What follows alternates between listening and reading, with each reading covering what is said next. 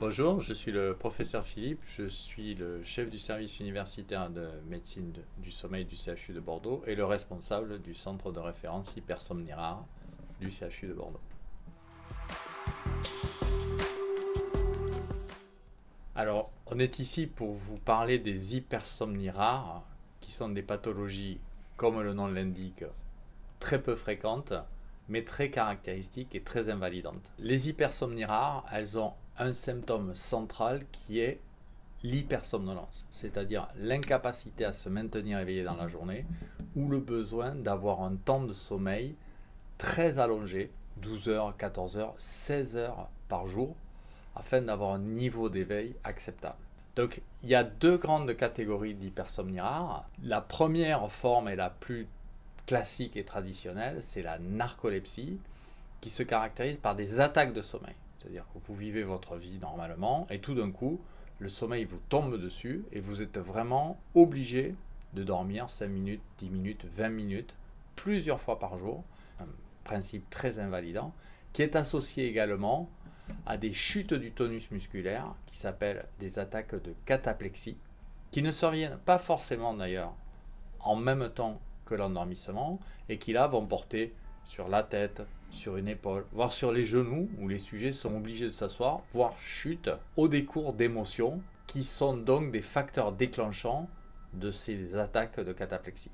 La troisième composante, très originale et très particulière, c'est la paralysie du sommeil. C'est-à-dire que les malades se réveillent le matin et pendant quelques secondes, voire 30 à 40 secondes, sont complètement paralysés en étant éveillés, ce qui bien entendu au début leur procure des crises d'angoisse très importantes, et ensuite se débloquent comme ça en récupérant leur motricité au réveil. C'est un signe très caractéristique qu'il faut rechercher dans le diagnostic à narcolepsie. Enfin, les patients peuvent connaître au moment de l'endormissement ou au moment du réveil des hallucinations sensorielles, auditives ou visuelles, qui parfois les font confondre par exemple avec des schizophrènes, alors que c'est vraiment une maladie purement neurologique qui n'a rien à voir avec la psychiatrie. Alors, la narcolepsie est donc une pathologie rare, hein. On pense qu'il y a à peu près 15 à 20 000 Français qui sont touchés par cette maladie-là, dont un pourcentage important n'est pas encore diagnostiqué. Il y a deux pics de survenue de la maladie, plutôt chez les adolescents et les adultes jeunes, qui touchent à la fois les hommes et les femmes, et un pic chez les adultes confirmés, entre 35 et 50 ans, là aussi, où on retrouve une survenue qui peut concerner les deux sexes. L'origine de la maladie, elle est très complexe, mais on sait que c'est une maladie qui a des liens avec le système auto-immun. Et donc l'hypothèse est qu'au décours d'une infection, il y a une destruction des cellules par un processus auto-immunitaire. En quelque sorte, le corps agresse ses propres cellules, et donc c'est la mort de ces cellules à l'hypocrétine ou le défaut de production de ce neurotransmetteur emblématique de la maladie, l'hypocrétine, qui va être responsable de la survenue de tous les symptômes. Par voie de conséquence, une des techniques de diagnostic qu'on utilise maintenant, c'est le dosage de l'hypocrétine dans le liquide céphalorachidien pour confirmer qu'on est bien en présence d'une maladie de type narcolepsie.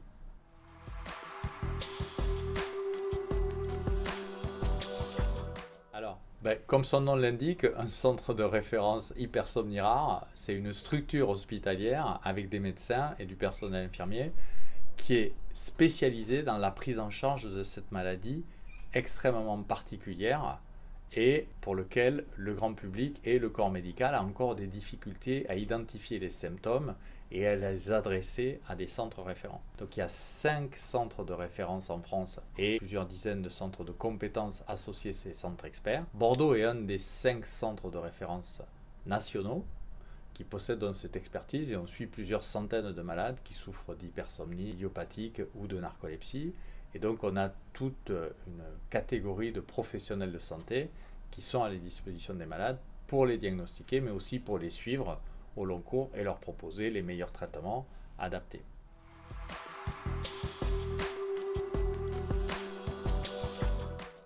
Alors si vous souffrez d'hypersomnolence, si vous avez du mal à vous maintenir éveillé, si vous avez noté qu'au cours d'émotions vous avez des chutes du tonus musculaire, ou si vous avez des symptômes étranges comme des hallucinations par exemple, au moment où vous allez vous coucher ou vous lever, il faut en parler à votre médecin traitant. Le médecin traitant, il va nous adresser votre cas avec un courrier, on va vous recevoir et dans un premier temps, on va faire un entretien clinique. C'est-à-dire qu'on va vous demander depuis combien de temps vous souffrez de cette somnolence, on va aller rechercher d'autres facteurs qui pourraient l'expliquer, par exemple la dette chronique de sommeil ou d'autres maladies plus fréquentes comme le syndrome d'apnée du sommeil. Lorsqu'on aura éliminé toutes les autres causes possibles d'hypersomnolence, on va là par contre se centrer vraiment sur une évaluation objective. C'est la richesse de notre centre, c'est-à-dire qu'on a un plateau technique qui va nous permettre de vous enregistrer la nuit pour voir la qualité de votre sommeil nocturne et votre durée effective de sommeil. Puis ensuite, on va réaliser 5 siestes dans la journée qui nous permettent de quantifier votre appétence au sommeil. C'est-à-dire en quelque sorte, à 9h, 11h, 13h, 15h, 17h, on va vous mettre dans un lit, on va vous dire ne résistez pas contre le sommeil. Ça a deux intérêts, ça permet de mesurer à quelle rapidité vous vous endormez, mais aussi un signe assez caractéristique de l'hypersomnie est la présence d'endormissements en sommeil paradoxal. Et donc on recherche ces endormissements parce que c'est un élément qui nous permet de confirmer le diagnostic. Et donc une fois ces évaluations faites, on sera en capacité de mettre en place le dosage d'hypocrétine grâce à la ponction lombaire si on suspecte spécifiquement en particulier des narcolepsies, ce qui nous permettra de déboucher ensuite sur des traitements très adaptés dont on va parler.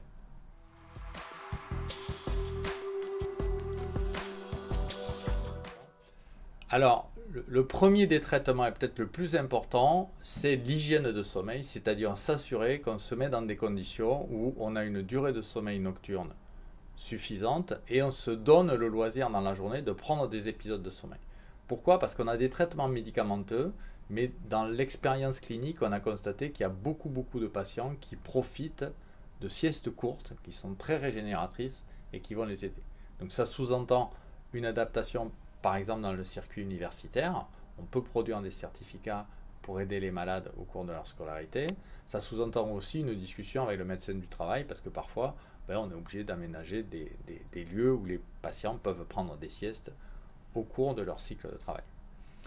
Une fois cette partie hygiène de sommeil comprise et adaptée par les patients, on a ensuite des catégories de médicaments qui sont des médicaments éveillants qui vont agir sur les systèmes d'éveil et qui vont vous permettre soit de réduire la durée de sommeil dans le cycle de 24 heures, soit d'améliorer votre niveau d'éveil et de réduire justement ces fameuses attaques de sommeil. Il y a plusieurs catégories de médicaments. C'est des médicaments qui se prennent malheureusement de façon chronique parce qu'on n'a pas de traitement thérapeutique, mais par contre ils sont très efficaces et on arrive à les adapter au mieux pour restaurer le niveau d'éveil des patients. Ensuite, pour la maladie narcoleptique et ces attaques de cataplexie, là il y a aussi des traitements très spécifiques qui soit combinent une action à la fois sur l'éveil et sur les cataplexies, soit agissent très spécifiquement sur les cataplexies.